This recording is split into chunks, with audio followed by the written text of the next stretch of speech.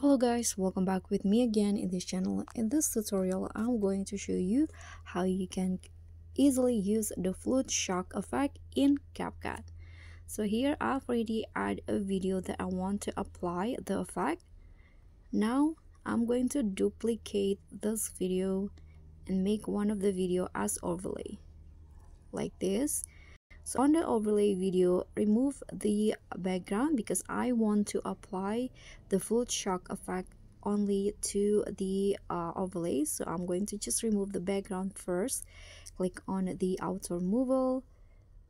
So now CapCut will applying the background remover. Click on the check icon. Now let's find the effect. Click on effects, video effects, swipe and tap on the distortion category. Now in here you can just find the flute shock effect. Okay, this one's right here. Click on the effect, and here don't forget to adjust the length of the effect to match with the clips.